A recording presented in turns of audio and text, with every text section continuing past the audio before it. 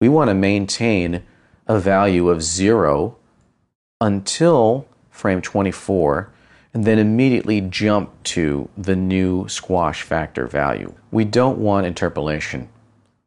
The other thing we don't want is to add another keyframe here, let's say at frame 23.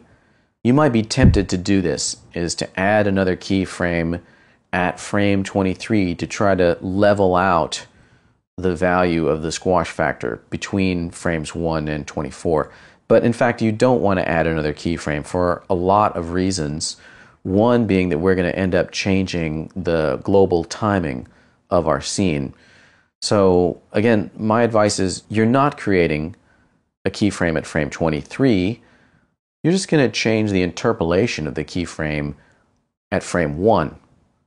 So we're going to go and select the squash handle, and back in our graph editor, we're going to adjust the squash factor curve.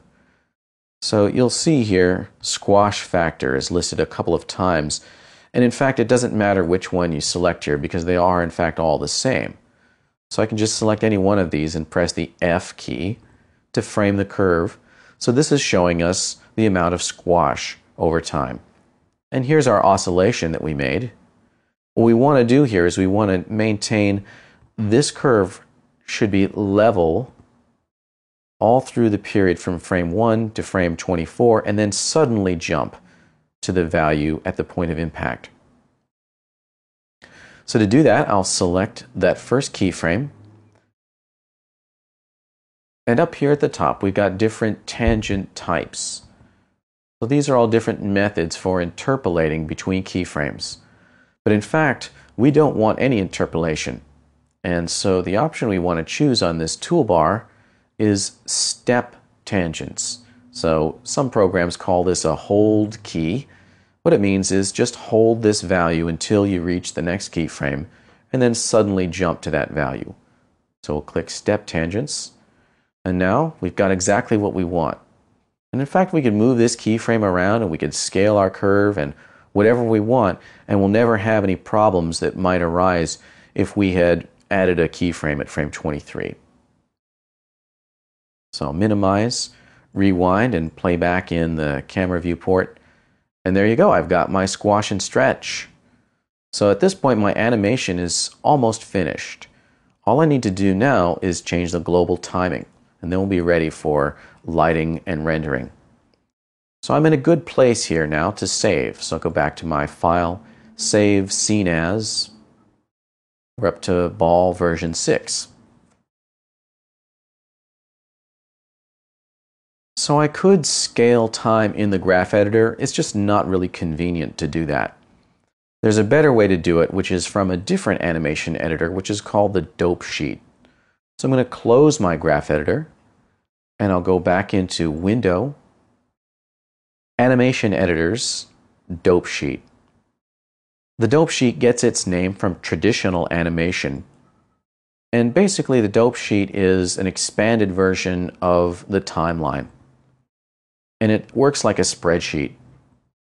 And in traditional animation, it's also known as an exposure sheet or an X sheet. Okay, so this is basically showing time running left to right, but instead of showing values, we're not seeing values like we did in the graph editor. All we're seeing here are keyframes as little boxes. So you might need to zoom in and out with the mouse wheel or Alt and right mouse to zoom in and out. You can enclose all the keyframes. You'll only see keyframes for the selected object. So if I select the ball, I'll see its keyframes. If I select the handle, and I might have to dig down into the handle's channels, but there you go, I've got my handle's squash factor. Now the dope sheet is a little bit hard to read at first because it's a little bit misleading.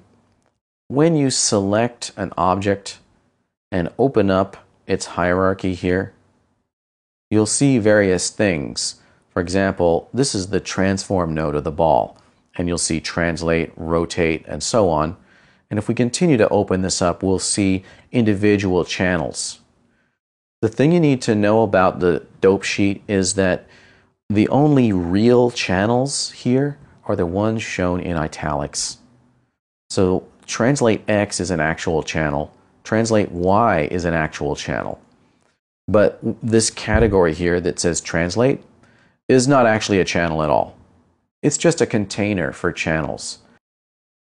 When you select a keyframe in the dope sheet, the highlighting displays not just the selected keyframe, but also that keyframe's categories, like translate.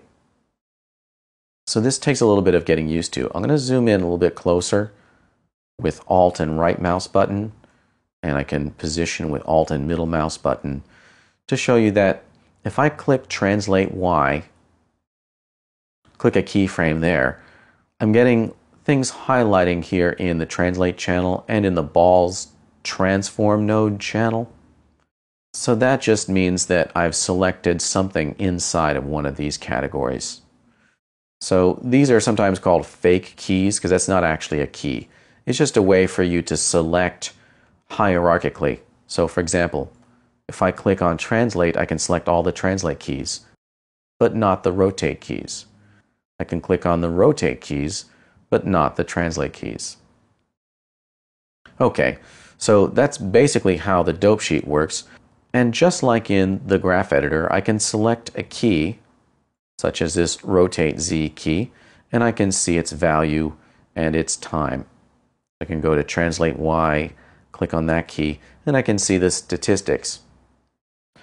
But what I want to do here in this case is I want to scale time globally for all objects in the scene.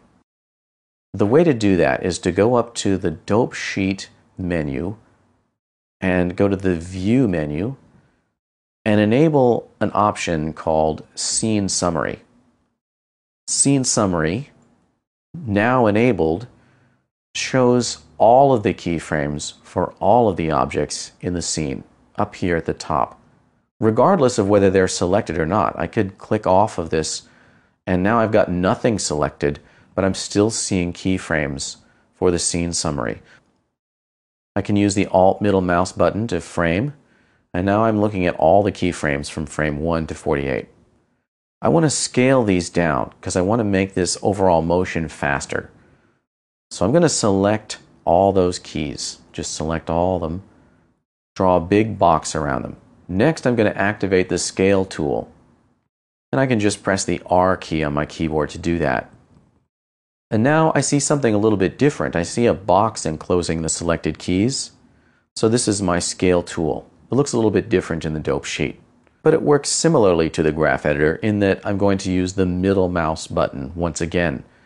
So I'm going to click with the middle mouse button here on the last key at frame 48. Middle mouse, click and drag, and you'll see I'm scaling all the keys in time. And again, I'm scaling all the keys in the entire world. So I'm going to bring this over to about 30 and release the mouse button. Now I'm going to minimize my dope sheet and play it back in my camera view and see the difference. So it's much better now. But we do need to look very closely at what we've done. So I'm going to press stop and I'm going to go to the front view and get in very close and scrub across the timeline.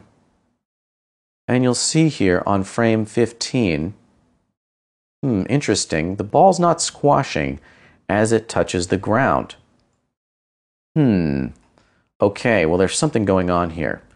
And what it is that Maya's priority in scaling keys in the dope sheet is to maintain a proportional relationship among all the keys. What that means is individual keys are not going to necessarily land on whole number frames. So that's the big bugaboo around this. If I select a key, any key, and look at its statistics, look at this. The keyframe is at a time index of 15.22.